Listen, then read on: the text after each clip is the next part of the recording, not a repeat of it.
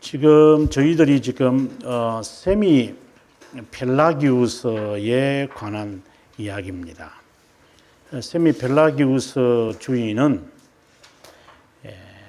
로마 가톨릭 시점으로 캐토릭 시점으로 나중에 가게 되어집니다. 왜 이렇게 될까? 우리가 보통 이제 역사적 이야기가 되어져야 될 것입니다. 세미 펠라기우스의 마지막 종착역은 요하네스 카시아누스라는 사람입니다. 요하네스 카시아누스라는 사람에 의해서 세미 펠라기우스 사상이 세상에 확연히 드러나고, 이분에 의해서 수도원들의, 그러니까 수도사들의 사상이 세미 펠라기우스주의라는 이것으로 이제 판명이 나게 되어져서 529년에 이제 오란여, 영어로는 오렌지 종교회의에서 이단으로 정죄를 받게 됩니다.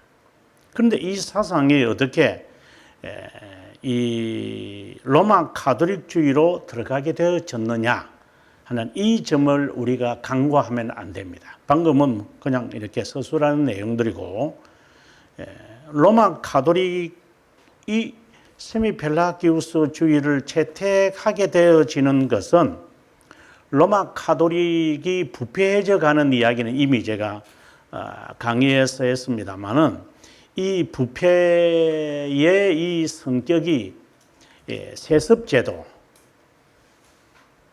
세습제도와 성직매매,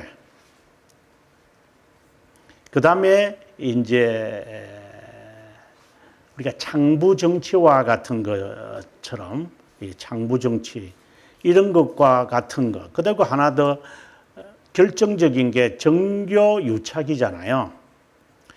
이것을 개혁해야만 하잖아요. 물론 이제 개혁해야 하기 위해서는 스스로 해결책이 없어. 스스로 해결을 못해요.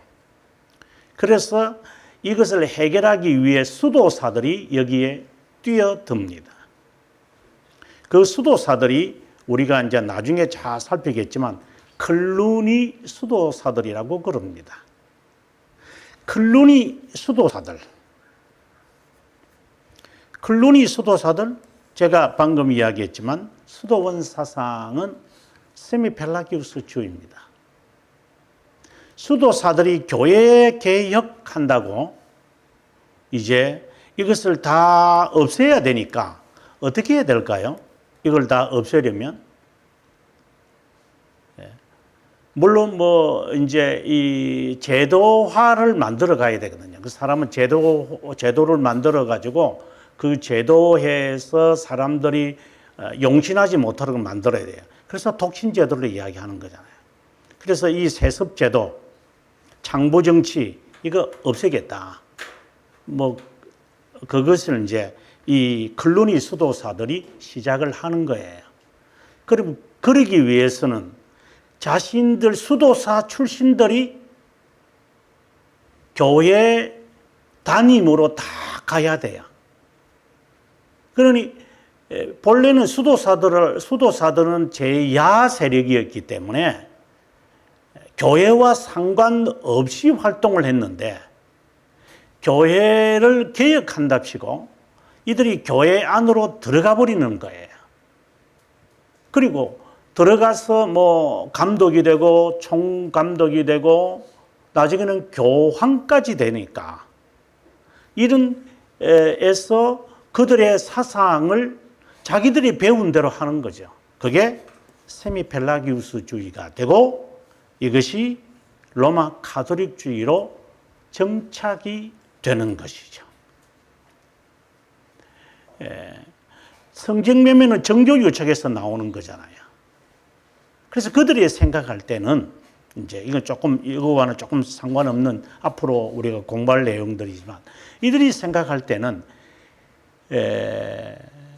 정교유착에서 시작되어진 것이 맞다고 생각이 들죠. 저도 지금 계속해서 그 말을 하는데. 그러면 정교를 잘라야 되는 것이라고 생각을 하고 칼빈이 말하는 것처럼 이렇게 공존을 하는 것이 아니라 교회가 정치를 지배하겠다는 쪽으로 방향을 트는 거죠, 이게 이제 문제가 되어지는 거죠. 그래서 그것이 발생되어지는 게 성직수인권 논쟁이나 수도원 운동이 이제 드러나는 거잖아요. 그래서 정교유착이라고 하는 이 꿈을 버려야 한다. 그리고 이거와는 전혀 반대의 이야기로서 국가가 교회를 지배해야 한다고 생각하는 사람들도 있어요. 지금 한국 교회의 모습이 지금 그렇게 되어가고 있잖아요. 교회 스스로가 해결이 안 되니까 국가가 확실히 눌러버리도록, 법으로 공권력으로 확실히 눌러버리도록 만들어라. 이것이 에라스투스주의라는 거예요. 에라스티아니즘 이렇게 되거든요.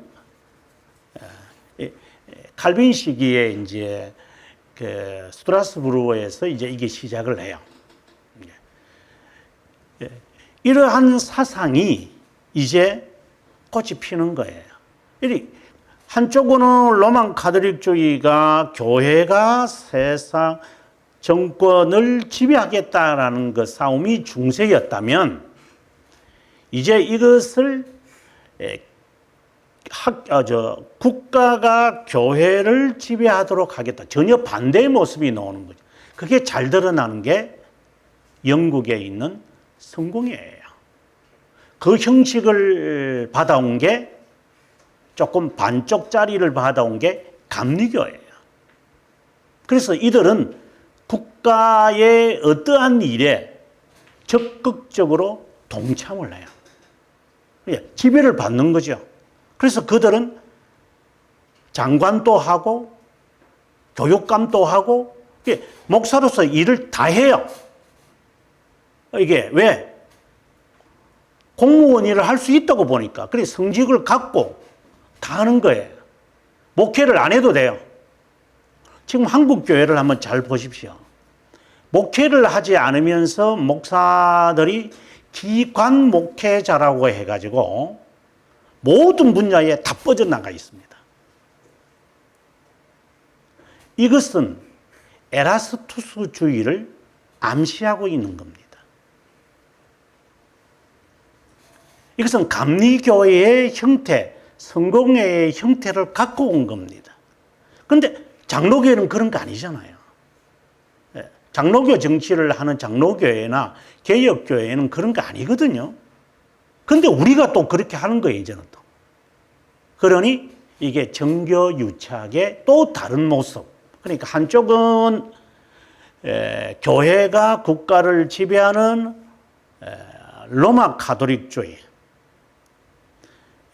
그리고 한쪽은 그러니까 이쪽은 감독 정치를 하는 거죠. 감독이 세상을 다 지배하는 거고 이쪽은 이제 국가가 교회를 지배하는 또 하나의 감독 정치. 근데 이 성격은 두 개가 달라요. 그러니까 공존이 아니라 교회가 지배하느냐, 국가가 지배하느냐 이런 형태죠. 그리고 이제 독일 같은 경우에는 이게 반반씩에 이제 섞여 있는 거예요, 그게. 그래서 반쪽짜리의 모습으로 가는 거죠. 그래서 국가에서 이제 혜택을 많이 받죠, 이들은. 아무튼, 우리가 세미펠라기우스주의를 보면서 로만 가톨릭을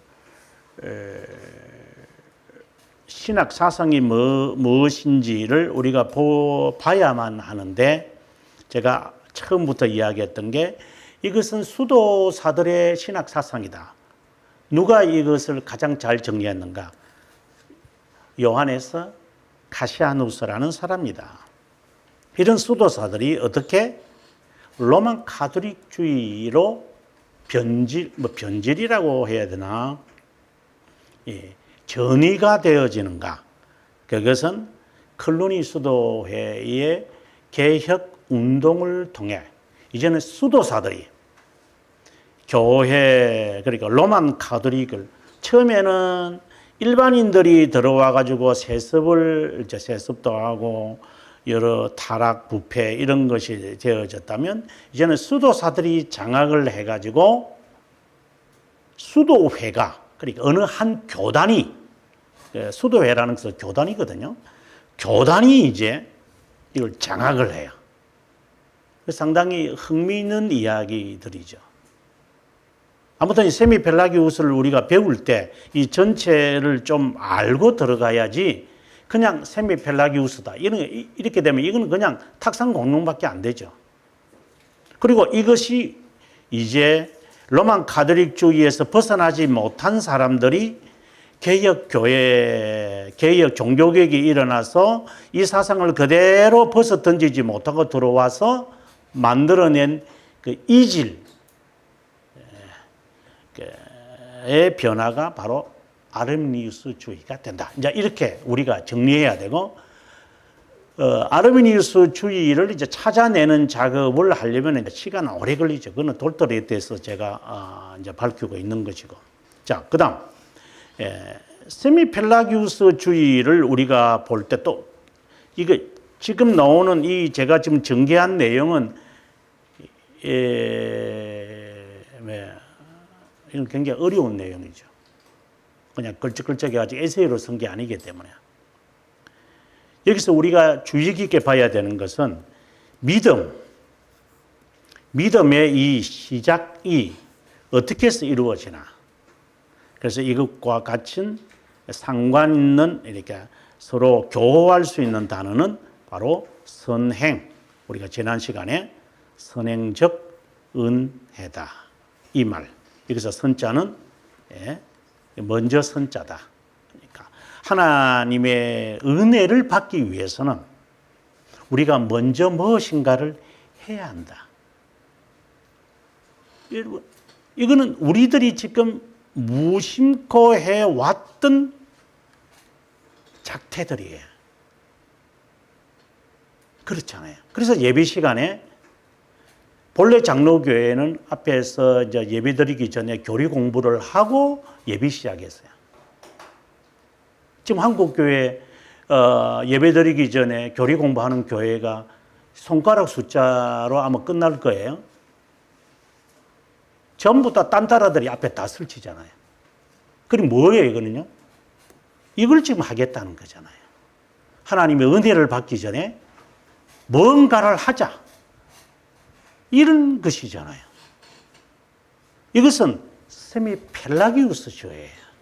그래서 이미 우리는 한국교회는 머리부터 발바닥까지, 정수리부터 발바닥까지 철저하게 세미펠라기우스주의예요. 뽑아내려면 쉽지 않을 겁니다.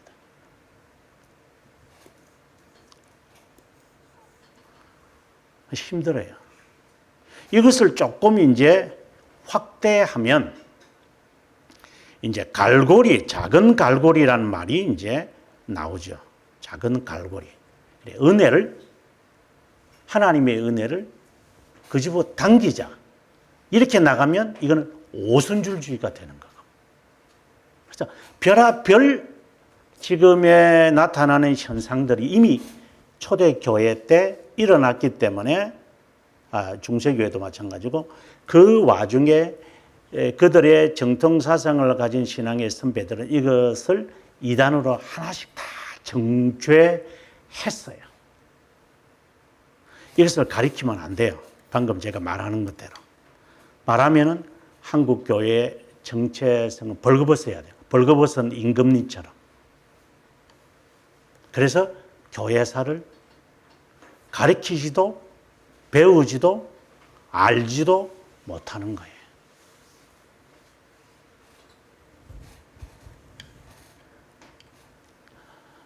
참 슬픈 일이죠. 슬픈 일입니다. 지난 시간에 우리가 비탈리스에 의해서 비탈이다 뭐 이렇게 제가 이야기하면서 이제 세미펠라기우스주의 쪽으로 기울어지가는 이 모습을 잠깐 이야기를 했어요.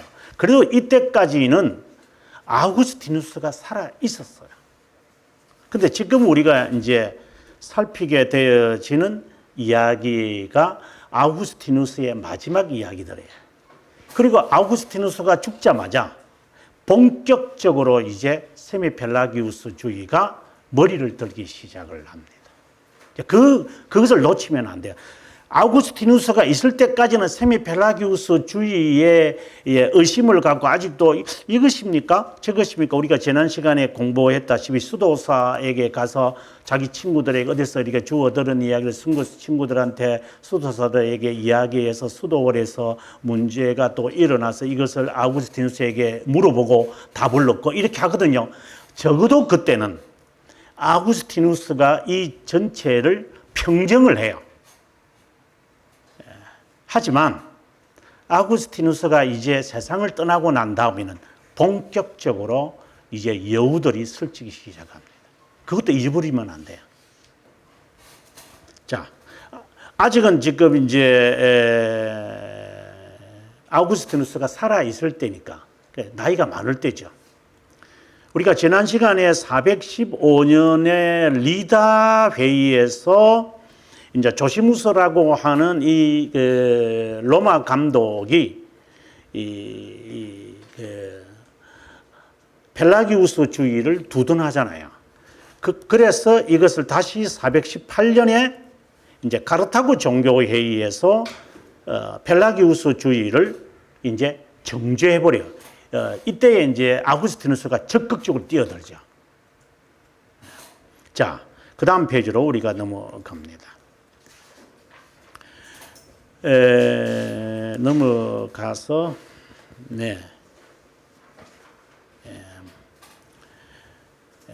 이제 마르세유, 이거는 이제 프랑스의 남부에 있는 지역인데요. 그곳에 나중에 요하누스 카시아누스가 등장을 합니다. 그러니까 지금 아우구스티누스가 430년에 세상을 뜨잖아요. 여러분, 이제 그것을 이 시대를 잊어버리면 안 됩니다. 이게 430년에 아우구스티누스가 세상을 떠나요. 근데 요하누스 카시아누스가 433년에 이 사람이 세상을 떠나요. 이 사람이 앞서 말씀드린 대로 세미펠라기우스주의를 완전히 드러나게 한 사람이에요. 근데 이 사람이 목회했던 장소가 어디냐? 최남단 지중해에 있는 마르세유예요. 이 사람은 공개적으로 아우구스티누스를 반대했다. 이 사람들을 가리켜서 마실리안이라고 부른다. 이들은 이걸 강조하게 된다. 이제 고개를 싹 들기 시작을 합니다. 이 사람들이. 그러니까 우리가 노력하고 기도하고 하나님께 간구해서 은혜를 받는 거 아니야? 자, 이런 식의 이야기들이 이제 들어오기 시작을 하는 겁니다. 그래, 의지적 신앙이죠. 의지적 믿음. 이걸 강조하면 이거 굉장히 우리들에게는 맞는 겁니다, 이게. 아우구스티누스가 너무 과장하여 천명했다고 믿었다. 카시아누스는 자기가 쓴 요게 이제 해담이라는 책이 아주 중요합니다. 여기에 이제 세미펠라기우스주의의 모든 사상이 이 안에 다 들어가 있어요. 자유의지의 관계에 관해 자신의 견해를 밝혔다. 하나님의 초자연적 은혜를 도우시기 전에 바로 이거죠. 하나님의 초자연적인 은혜를 받으려고 하냐? 그러면은 네 자연적 이 의지를 자극시켜야 돼요. 그래서 그냥 기도하면 안 돼요. 그냥 쫙 하고 이렇게 미친 듯이 해야 돼요. 그래서 하나님이 낮잠 자다가 벌떡 일어나게 되는 거예요, 이제 이게. 하나님이 기머거리가 돼가지고 이러면 이제 신성 모독이지만 이들이 주장해서 하는 거예요. 하나님이 기머거리기 때문에 소리를 질러! 그래야지 주님이 이렇게 제우스처럼 낮잠 자다가 나은성이가 기도하네. 어이, 예수야, 좀 가서 한번 들어봐라. 좀. 이러면 이제 예수가 와가지고, 너 왜 기도하냐? 이러면 이제 이 예수가 와가지고 오른쪽편에서, 아버지, 은성이가 조금 일이 안 풀리는가 봐요. 이런 식의, 내가 장난을 쳤지만, 이런 식의 신앙을 누가 가리키느냐? 바로 카시아누스가 가리켜요. 한국교회하고 똑같은 이야기들이잖아요. 오순절하고 똑같은 이야기를 이 시대에 1600년 전에 있었던 그 사실이에요. 무섭습니다, 여러분. 1600년이 된 겁니다, 이게.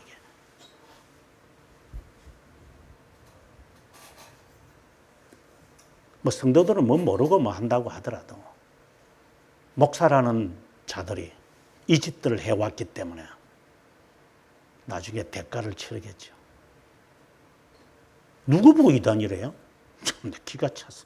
누구 보고 이단이라고 하고 있어요? 지가 이단이면서. 정말 답답한 이야기들이 전개됩니다. 이런 견해는 더 이상 아구스티누스적이지 않고 세미펠라기우스주의다. 세미펠라기우스의 주의에 대해서 아주 간단하게 이렇게 말합니다. 은혜의 선물은 펠라기우스와 반대 입장을 취한다. 단 자연적 공로를 제외한다는 조건을 붙여야 한다. 하지만 자연과 자연적 행위들이 은혜를 위한 당연하다는 생각에서 배제하지 말아야 한다. 그러니까 우리가 인간적으로 노력을 하고 하나님의 초자연적 은혜를 받기 위한 우리의 이 행위, 인간이 그냥 해오는 행위들이 있어요. 그 의지적인 행위들, 선행, 먼저 선자를 말 안 하더라도 착갈 선자를 하더라도 그런 선행을 해서라도 우리가 얻기 위해서는 뭔가를 하면 되잖아요. 그러면 감동이 되거든요. 이걸 배제하지 말아야 한다. 그게 세미펠라기우스주의예요. 이 감리교가 하는 이야기가 거의 같아요, 이게. 그 다음에 두 번째, 최종적 보존에는 견인을 말하겠죠. 견인을 말하는 건데, 견인은 은혜의 특별한 선물로서 여겨서는 안 된다. 칭의를 받은 자는 끝까지 자신의 힘으로 보존해야 하기 때문이다. 이거 아르미니스주의가 하는 이야기예요. 정말 신기해요. 어디 토시도 빠뜨리지 않고 흉내내는가? 세 번째, 어린아이들의 경우 세례적 은혜를 베풀거나, 이게 누가 해요? 제 세례파들이 해요. 그렇지 않은 것은 그들이 미래에 행해질 공로들과 그렇던 행위들을 하나님께서 미리 아시는 것에 의존한다. 이건 예지라는 거죠. 예지. 칼빈은 이 예지라는 단어를 다르게 해석을 하죠. 현재라는 말로 칼빈은 해석을 하는데, 이들은 예지라는 것을 영혼에서 하나님이 정하신 것이 앞으로 일어날 것을, 그 신앙고백서 3장 1항에 보면은 참 이게 정확하게 보셔야 되는데, 영혼에서 거룩한 지혜와 거룩한 거룩한 권능에 따라서 무슨 일이 일어날지를 미리 예정하셨고, 이래 돼 있어요. 거기서 빠뜨리는 글자가 뭐냐면 영원에서. 이게 예지처럼 보이는 거예요. 그래서 제가 방금 수업 시작하기 전에도 이제 변목섬유하고도 이야기했지만, 영원이라는 말을 우리가 어떻게 지금 해석하고 있나? 예정론을 이야기하는 개혁교회가 영원에 대해서 어떤 개념을 갖고 있는가? 이 개념이 이해가 안 되는데 자연스럽게 예지라는 이 말을 어떻게 해결이 하겠어요? 좀 우스운 이야기들을 지금 하고 있는 거죠. 그래서 무슨 일이 일어날 것을 미리 예정하셨다. 그건 예지잖아요. 그건 예지예요. 근데 영원이라는 단어 딱 빼고 나면 예지예요, 이게. 근데 영원이라는 단어를 분명히 붙이고 있는데도 우리는 그것을 간과하고 있어요. 심지어 제가 그 AA 하치가 쓴 그 신앙고백서 주석서가 있어요. 저희 교회도 저기 있는데. 그 제가 보다가 확 덮고 딱 집어넣어 버렸죠. 아직 하치도 정신을 못 차리는구나. 감히 그런 대학자를 제가 이렇게 말한다는 게 상당히 거만한 자가 아닌가 저 스스로 생각을 합니다. 그러나 봐요. 막 집어넣는 건 아니고 봐야죠. 제가 뭘 아는 게 별로 없으니까. 그러나 섭섭해서 그래. 그 다음에 네 번째, 하찮은 것으로서 이단으로 결코 정죄받으면 안 되며 위의 세 가지 전술은 세미펠라기우스주의의 모든 본질을 의미한다. 아르미니스주의에 그대로 나타나는 것입니다. 그 다음에 계속해서 가겠습니다. 프로스퍼. 이제 프로스퍼가 등장을 하면 아우구스티누스는 역사 속에서 사라집니다. 아우구스티누스는 나이가 들었던 시기 428년 또는 429년 힐라리우스라 불리우는, 이게 힐라리우스를 헷갈리시면 안 되죠.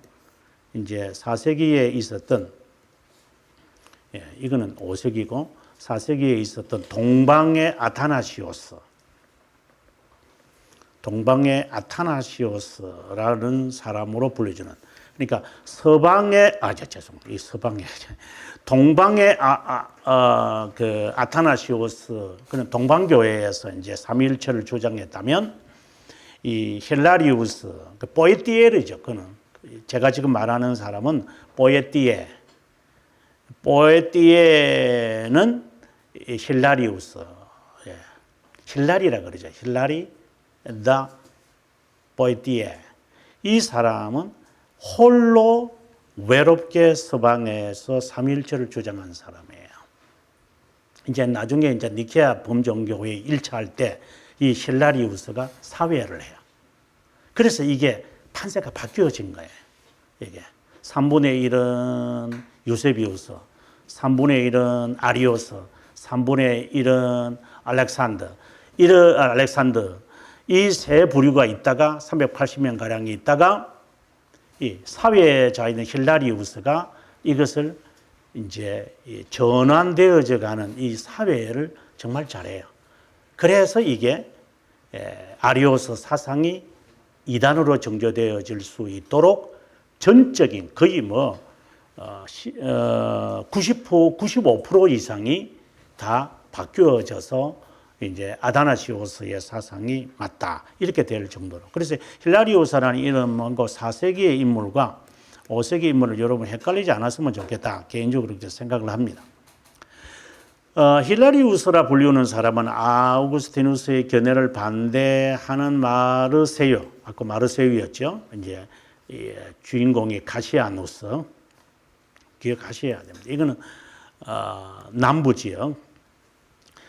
그 사람들이 주장하는 것에 관하여 그에게 글을 썼다. 그 다음, 그들의 견해에 맞서는 것이 역부족임을 느꼈다. 이제 힐라리우스가 생각을 하는 거죠. 지금 우리도 마찬가지죠. 바른 신앙을 가르치는데 교회에 가서 여러분 해보십시오. 사람들이 동의하는지 역부족을 느끼는 거예요. 네가 이상한 인간이지. 다 이렇게 안 믿는데 네 혼자 그렇게 잘못 믿고 있는 거예요. 자, 이런 식으로 우리가 말하잖아요. 자, 그래서 힐라리우스는 도덕성, 운병성, 그리고 열정으로 탁월한 사람, 아케테네, 이게 프랑스 남부지방이죠. 프로스퍼의 도움을 받게 된다. 그는 아우구스티누스를 만난 적이 없지만 아우구스티누스의 서신을 주고받았다. 그 두 서신 안에 세미펠라기우스주의가 담겨 있다. 그에게 두 개의 소논문을 보냈는데 예정론과 보존, 이 보존은 이제 견인을 말합니다. 프로스퍼는 이에 대하여 루피누스라 불리우는 사람에게 은혜와 자유의지에 관한 소논문이면서 세미펠라기우스파에 대한 시를 쓰게 된다. 그들은 그릇된 은혜를 갖고 있고 펠라기우스주의의 오류들을 일으키고 있었다. 무슨 말이냐면 뭔가가 자기들도 바른 신앙을 한다고 하면 하고 있는데 이게 펠라기우스주의는 아닌데 세미 펠라기우스주의적인 공로적이고 의지적인 신앙을 갖고 있는 거예요. 아구스티누스와 다른 견해를 담고 이 편지에 이제 그런 내용이 이제 섞여 있는 거예요. 지금 예를 들어서 여러분들도 그렇고 저도 포함시켜서 이제 우리가 신앙에 대해서 이렇게 쭉 글을 쓰거나 아니면 말을 할 때 아맘니의 세미펠라기우스와 같은 이런 사상의 말을 이렇게 묻어 나와요. 우리 몸에 배어 있기 때문에 이제 그런 현상이 일어난 거예요. 이제 431년 이제 에베소스 종교회의도 있었고 아우구스티누스 이미 세상을 떠났습니다. 프로스퍼와 그의 친구들은 로마로 가서 켈레스틴에게 도움을 줬다. 왜? 아우구스티누스가 없으니까. 그래서 로마 감독에게 가서 이제 거장이 없으니까 그 다음에 이제 다른 사람한테 가서 로마 감독에게 가서 이게 좀 뭔가 좀 이상하기도 한데 이게 좀 불확실합니다. 이렇게 했을 때에 켈레스틴이 이제 여기에 로마 감독이죠. 사도의 말씀을 써서 고을 지방의 감독으로 보냈다. 이게 프랑스죠. 그 안에 그는 그릇된 은혜론을 지지하는 자들의 느슨한 태도를 꾸짖었고 아우구스티누스를 지지했다. 고을로 돌아오는 길에 프로스퍼는 카시아누스에 반대하는 하나님의 은혜와 자유의지라는 글을 쓰게 된다. 우리 여기서 이제 세미펠라기우스주의로 전환되어지는 이 지금 과정에서 지금 나오는 이야기입니다. 힐라리우스라고 하는 사람이 이제 자신은 정통이라고 생각을 하죠. 그래서 이것을 자문을 프로스퍼에게 구했고 프로스퍼 이제 나중 이야기들입니다. 몇 년이 지나고 난 다음에 아우구스티누스 세상을 떠났고, 그러니 프로스퍼는 뭔가 좀 불확실한 이야기 속에서 켈레스틴에게 이야기하자 켈레스틴 로마 감독이 아우구스티누스의 견해를 소상하게 설명해 주었다. 이제 그 이야기입니다. 그러면서 카시아누스가 지배하고 있고 가르치고 있는 것이 저게 뭔가 잘못된 겁니다. 저게 라는 것을 알아차리고 글을 썼다 하는 그 이야기. 그게 하나의 과도기에 지금 있는 이야기입니다. 그럼 프로스퍼라고 하는 사람은 어떤 사람일까요? 이제 이런 이야기인데요. 이것은 그냥 읽어보시면 될 것 같습니다. 그 다음에 빈센티우스라고 하는 사람도 여기 이제 나오는 이야기인데 세미펠라기우스주의와는 직접적으로 연관은 없습니다. 그러나 하나 지적해야 되는 게 정통사상이라는 것이 뭐냐, 정통신앙이라고 하는 것에 관해서 이 사람이 이제 어떠한 기준을 마련했어요. 근데 그 기준이 틀렸어요. 그러니까 이 사람의 기준이 뭐냐면은 모든 지역에서 모든 사람이 동의하는 것이 정통신앙이다.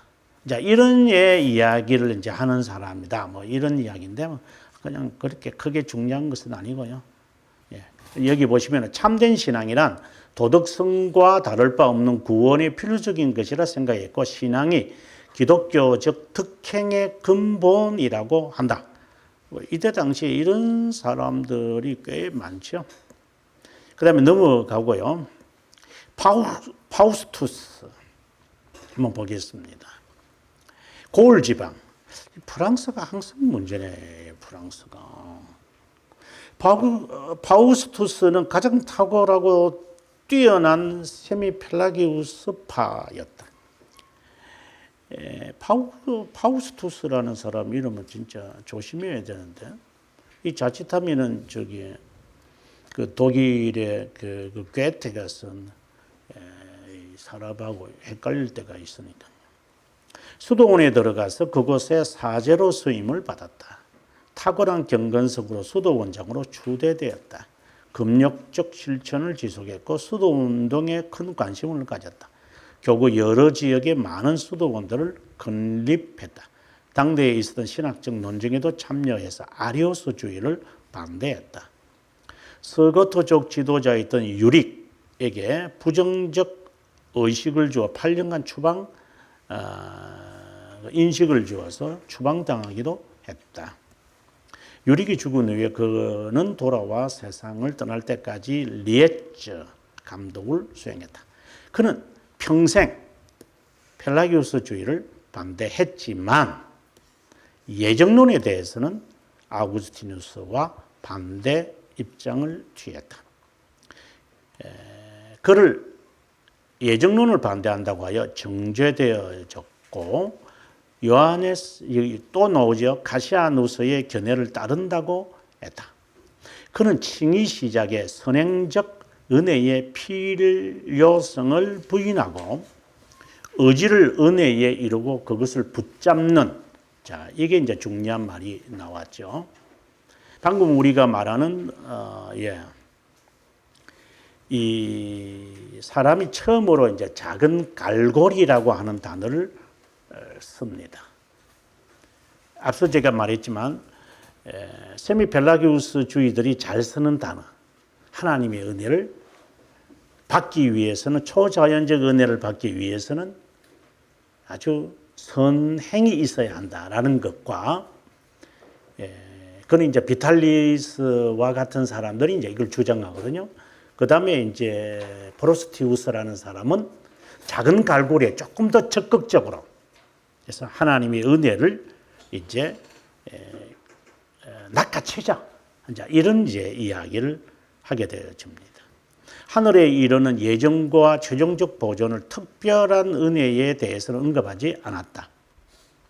후기의 마실리아는 정통의 바른 노선에 머물렀던 초기 신앙을 전혀 따르지 않았다. 마침내 529년 종죄를 받고 말았다.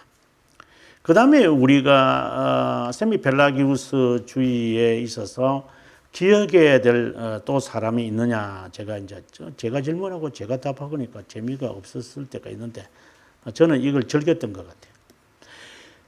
세미펠라기우스주의의 인물은 이제 스키티아 지금의 그 유크레인 그 지역에 있는 사람들이라고 보시면 됩니다. 이제 이 사람에 대한 이 사람들에 대한 이야기를 하는데 뭐 그냥 넘어가겠습니다. 하나님의 고통 이런 말인데 직접적으로 뭐 관련이 없다고 봅니다. 그래서 그냥 넘어가도록 하겠습니다. 하나님의 고통 이게 이제 고통이라는 이 말은 그냥 제가 간략하게 말한다면 이게 이제 나중 수도원 운동 수도원 운동에 하나님의 고통이라는 말을 해요. 여기 발전하면 성북권한설이 돼요. 그러니까 부정적으로 가면은 성북권한설.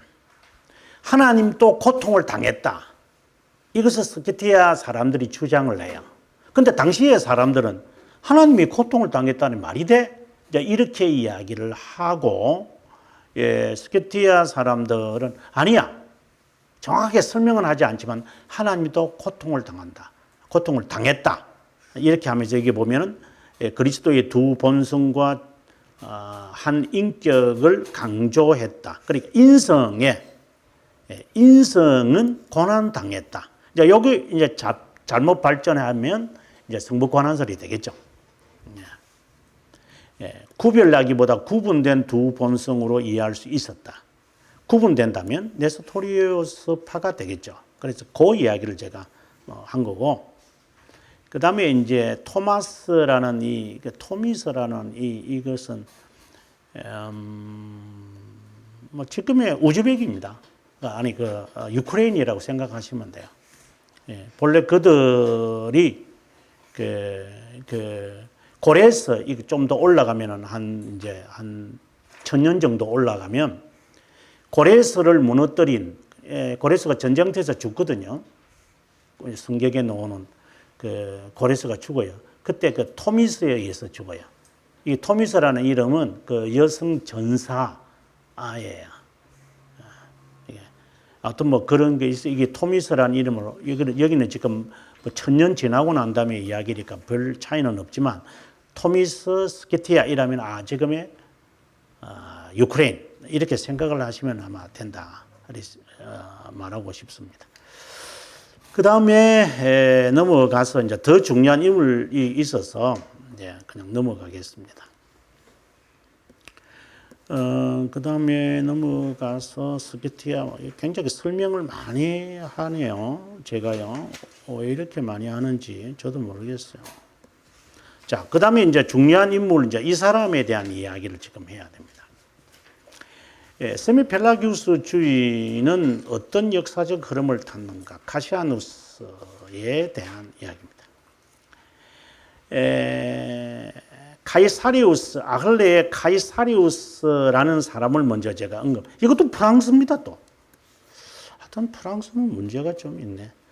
레오닌 수도원에서 식당에서 일하는 자였는데 수도사들이 온전한 금욕적 삶을 행하지 않는다고 하여 음식들을 만족하게 주지 않자 대수도원장 포르카리우스는 그를 아글레로 의료진으로 활동하라고 보냈다. 그렇지만 그곳의 대수도원장 아에오니우스가 죽자 이제 거기에게 이제 33살로 대수도원장이 된다. 그런 일반 성도들에게 성경을 연구하겠고 하나님의 말씀을 성례처럼 존중히 여기야 한다고 가르쳤다. 그리고 전쟁의 포로들을 구하기 위해 교회 장식물들을 팔기도 했다. 그러자 리퀴니아누스라 불리우는 공정인은 카이사리우스를 서로마 제국을 다스리고 있는 서고트족 알라리크, 서로마 제국을 몰락시킨 알라리크는 1세고 이 사람은 2세입니다. 고소했다. 카이사리우스는 보르도로 추방당했지만 무죄성이 증명되자 곧 돌아왔다. 데오도릭 대제, 이 사람은 또 꼭 기억을 해야 됩니다. 교회사에서 기억해야 될 이름, 이거는 이제 1세이기 때문에 제가 말하는 것은 1세. 이 사람은 서로마 제국을 410년에 몰락시킨 사람이고, 데오데릭은 476년에 서로마 제국을 역사 속에서 아예 없애버린 겁니다. 그래서 데오도릭 대제 410년에 알라리크 1세, 여기는 2세지만 1세를 제가 말합니다. 1세가 410년에 소로마 제국을 3일 동안 점령하고 떠나버렸다. 이게 다 이거는 서고토족이고 이 사람은 서고토족의 수장이에요. 이제 이 사람이 이제 이 서쪽의 로마 제국을 다 장악을 하면서 476년에 서로마를 역사 속에서 다 없애버리고 말. 그래서 제일 마지막에 그 어린 황제가 로물루스였죠. 그러니까 그 로물루스가 도망을 런던으로 가가지고 있다가 이런 말을 그 소설책에서는 말하고 있는데 다 그런 엉뚱한 소리들이고, 그 사람 그리고 또 하나 이 사람을 기억해야 될 것은 하나는 이제 서로마 제국을 이제 몰락시킨 사람이기도 하고, 첫 번째는 이렇게 생각해야 되고, 두 번째 우리가 기억해야 될 이 사람의 특징은 나중에 이제 우리가 스콜라주의를 공부하게 되는데, 스콜라주의의 아버지는 안셀무스지만 서로마 쪽에, 그러니까 라틴어를 사용하는 사람들에게 아리스토텔레스의 이 철학을 유입시킨 사람이 있어요. 콘스탄티노플에 있는 사람이죠. 이 사람 신학자가 데오도릭의 초청을 받아가지고 서로마, 그러니까 이때는 서로마가 아니죠. 그냥 서고토죠. 서고토족의 총리가 돼요. 그 사람 이름이 바로 보에티우스라는 사람이 있어요. 이 사람이 이제 스콜라주의를 이제 시작을 해요. 이 무슨 말이냐면, 기독교의 진리를 아리스토텔레스의 철학으로 해석을 하는 거예요. 나중에 스콜라주의 할 때 제가 자세하게 설명하겠지만 아리스토텔레스의 철학의 개념을 가진 자가 진리를 자기가 이해하는 방식으로 풀어가는 거예요. 예를 든다면 심리학을 낸 사람은 심리학적으로 성경을 해석할 거예요. 미술을 한 사람, 예술하는 사람은 예술하는 쪽으로 성경을 해석할 거예요. 역사를 한 사람은 역사적으로 성경을 해석할 거예요. 정치하는 사람은 정치하는 것만 쪽으로 갈 거예요. 이게 매우 위험합니다. 자기의 철학관을 가지고 성경을 해석하는 것이죠. 그래서 이게 스콜라주의의 시작이라고 말을 해요. 아버지는 안셀무스가 나중에 이제 11세기에 등장을 하지만 한참 걸리지 않은 500년이라는 기나긴 세월 동안에 이 보에티우스가 쓴 철학의 위안, 이렇게 바로 철학의 위로라고 하는 책도 좋습니다만은 이제 그것을 통해서 신학을 이제 스콜라주의와 같은 쪽으로 만들어가는 이 작업을 이 사람이 시작을 해요. 그럼 이게 왜 문제예요? 본래 스콜라주의라고 이제 스콜라주의가 나왔으니까 이제 이야기를 하고 들어갑시다. 본래 스콜라주의라고 하는 게 철학을 아리스토텔레스 철학이라 해야 됩니다. 아리스토텔레스의 철학을 가지고 교부들의 신앙 또는 신학을 해석하는 거예요. 근데 그게 뭐가 잘못이에요? 앞서 제가 뭐 심리학을 한 사람, 예술하는 사람, 역사하는 사람, 정치하는 사람 다 나름대로 해석 다 해요. 우리도 다 그렇게 해요. 근데 문제는 아리스토텔레스의 철학을 가지고 성경을 신앙을 해석을 하면 이해가 안 되는 부분은 어떻게 할 거예요? 그러면 빼버려요. 이게 스콜라주의예요. 다시 말을 할게요. 심리학을 하는 사람, 상담학을 하는 사람들이 성경을 그런 쪽으로 해석을 해요. 들을 때는 솔깃하지요. 그런데 엄청나게 많은 것을 빠뜨릴 거예요. 그게 스콜라주의예요. 자기가 보는 관점으로. 공대 다니는 사람은 공대 다니는 쪽으로. 공무원들은 공무원 쪽으로. 자기가 갖고 있는 이 사고의 형틀로 기독교의 진리를 담아가지고 이해가 안 되면, 그래, 이해되는 것만 다 정리하고, 이해 안 되면 다 쓰레기통 다 집어 던져버리는, 이게 스콜라주의예요. 그래서 스콜라주의에서 벗어나지 않으면, 지금 17세기에 가면 17세기 칼빈 선생이나 1세대 사람들이 종교개혁자들이 다 죽고 나면 투레틴이라는 이제 학자가 등장해요. 개혁신앙을 스콜라주의로 바꿔버려요. 이게 정통의 시대라고 그래요. 그분은 훌륭하신 분이에요. 개혁신학자로서. 그러니까 청교도와 같은 시대에 살면서 자신들이 가지고 있는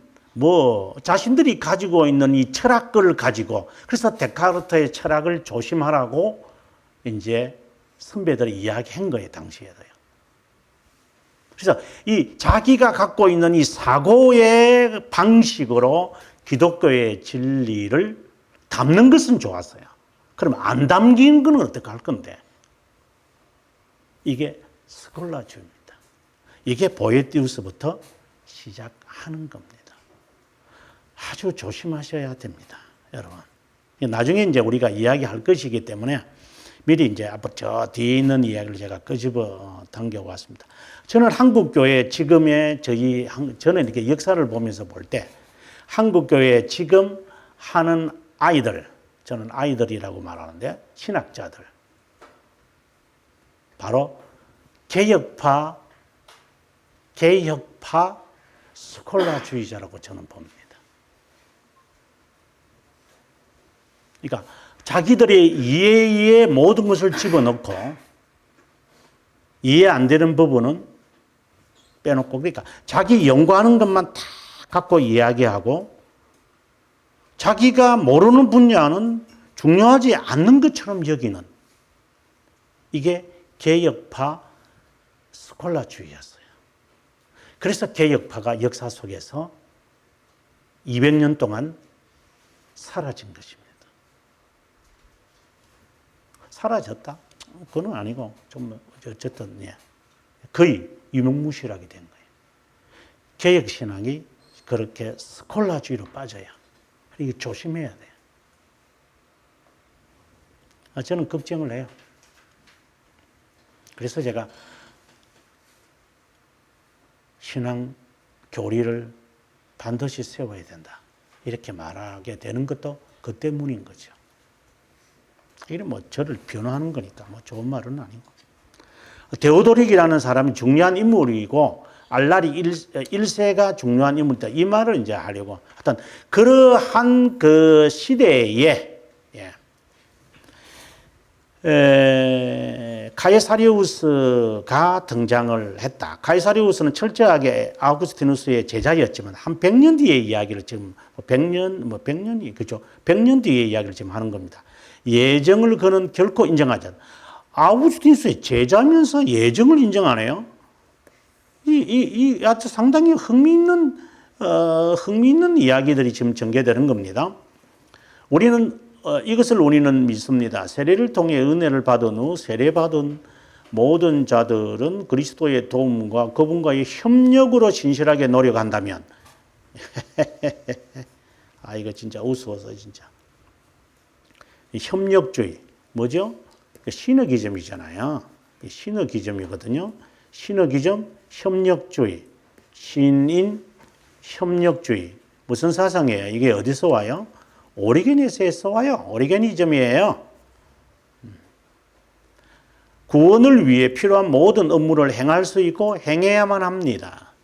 하나님의 능력으로 어떤 사람들은 악을 행하도록 예정되어 있다는 것을 우리는 믿지 않을 뿐 아니라, 그러니까 다 할 수 있는데 자기가 안 하는 거예요. 이것을 우리는 우리의 영의 건강을 위해 선행을 보면 시작하는 자가 우리가 아니고 하나님의 자비에 의해 도움을 받은 것이 우리가 아닙니다.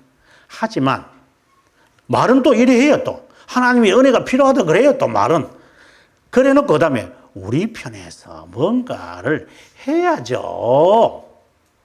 요게 여우입니다. 요게. 그러니까 앞뒤가 안 맞는 이야기죠. 그러니까 말로는 하나님의 은혜가 다 필요하다. 하나님께서 주신 것이다. 뭐 전적 은혜다. 뭐 수동적 은혜다. 무상의 은혜다. 영원한 은혜다. 이렇게 말을 해놓고 그래도 우리가 뭔가 해야 한대. 이럽니다. 이단자들이. 지난 시간에 제가 말했지만 그럼 우리는 뭐예요? 그러면 이런 사람들이 우리를 조롱하듯이 너희들은 그러면 감남원 밑에 가서 입덕 벌리고 있나? 그래서 제가 하는 말이야. 임무를 행하라. 은혜 받으려고 하지 마라. 성도의 의무이기 때문에 간절하게 기도하고 착할 자선도 행하는 거다. 이건 해야 될 것이다. 선택을 받은 자로서. 그것이 조건이라는 말로 딱 바뀌면 조건으로 딱 바뀌면 이게 세미펠라그에서 확 전해. 똑같은 거예요. 행동이 똑같아요. 똑같이 열심히 내고 똑같이 봉사하고 똑같이 헌신하고 똑같이 하나님의 말씀을 따라 살아가려고 해요. 근데 이걸 조건으로 하느냐, 선행적 은혜를 하느냐, 아니면은 내가 하나님의 자녀로서 의무로 내가 하느냐, 여기 차이예요. 그래서 이 사람들은 카리스마를 추구하는 거고, 이 사람들은 겸손을 추구하는 거고. 성격이 말은 이렇게 해놓고 뒤에 가서는 싹 이렇게 바뀌어질 거예요. 신을 위해 본성적, 전적, 무능력, 구원, 행위를 위한 선행적 은혜의 절대적 필요성, 특별히 신앙을 위해 시작시키기 위한 선행적 은혜의 절대적 필요성, 처음 은혜와 최종적 보존의 절대적 선물 등을 정의하고 있다. 하지만 끝에서 악을 짓고자 하는 의지의 예정은 이단으로 규정되었다. 좀 유의했으면 좋겠다 생각. 그러면 이제 요 부분을 이제 마무리 한번 하겠습니다. 시간이 좀 가도 세미펠라기우스주의를 요약을 해보겠습니다. 세미펠라기우스주의는 죄인이 하나님께로 돌아오게 하는데 신적 은혜가 필요하다고 합니다. 맞습니다. 인간 의지를 가진 인간이 먼저 하나님을 선택하고 복종해야 할 것을 바라고 시도해야 한다. 왜요? 이렇게 선행을 먼저 선자입니다. 선행을 행할 수 있을 정도로는 타락하지 않았죠. 그래서 이것을 가지고 부분 타락이라고 그러는 거예요. 하나님의 은혜를 받도록 하나님을 감동시킬 수 있는 정도로 타락하지는 않았어. 이게 부분 타락. 그 다음 또 세미펠라기우스주의는 선행되는 어떠한 행위라도 부인하고 협력하는 은혜를, 자, 아수도 이야기했지만 협력하는 은혜. 하나님의 은혜를 주면 거기에 내가 협력을 하면 하나님께서 더 큰 은혜를 주실 거야. 이러한 것. 이게 협력의 은혜는 그 로만 카톨릭의 전형물입니다. Cooperation, Cooperating Grace. 지금 한국 교회 하고 있는 모든 작태들입니다. 이게 작태들입니다. 그리고 협력하는 은혜의 선물로서 이렇게 내가 하나님께 협력을 하니까, 하나님의 말씀을 따라 순종하니까, 하나님의 말씀을 따라 내가 겸손하니까 하나님이 나에게 중생까지도 그리고 영생까지도 구원을 허락한 것 아니냐. 이제 이런 식의 신앙이 협력하는, 하나님과 협력한 은혜다. 이렇게 말합니다. 쉽게 말하면 전적으로 타락하지 않았다는 거죠. 앞서 제가 부분 타락을 이야기했는데 바로 이 말입니다. 왜? 인간이 죄를 범할 가능성이 농후하지만 의지는 이게 이제 그 3, 4장 돌토레이터 3, 4장 5, 6, 2에서 2인가 3에서 요 말을 하거든요. 아르미니우스들이요. 그대로 합니다. 신적 은혜와 인간의 의지는 구원에 있어서 함께 사역해야지. 은혜와 인간의 의지가 똑같아요, 이게요. 똑같습니다. 아르미니우스파가. 구원에 있어서 함께 사역해야만 한다. 아우구스티누스의 예정론에 반대하여 카시아누스는 구원하려는 하나님의 우주적 의지론을 고수하며 예정론이 하나님을 선택할 사람이 누구인지 미리 알고 있다고 이해합니다. 예지라고 하는 말을 상당히 흥미있게 표현을 합니다. 그래서 세미펠라기우스주의는 펠라기우스와 아구스티누스 중간 입장을 고수하는 교리 체제라 할 수 있습니다.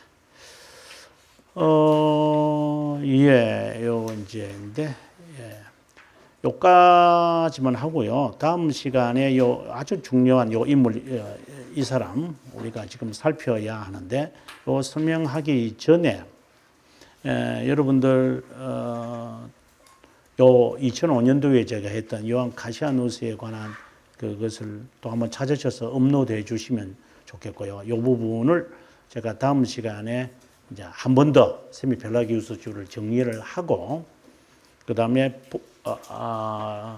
이제 아구스티누스보다 3년 후에 죽은 요하네스 카시아누스가 이제 본격적인 모든 것을 체계를 다 하거든요. 마치 영지주의를 발렌티니아누스가 정리한 것처럼 이 사람이 다 정리했으니까 우리가 한번 다음 시간에 공부하도록 하겠습니다.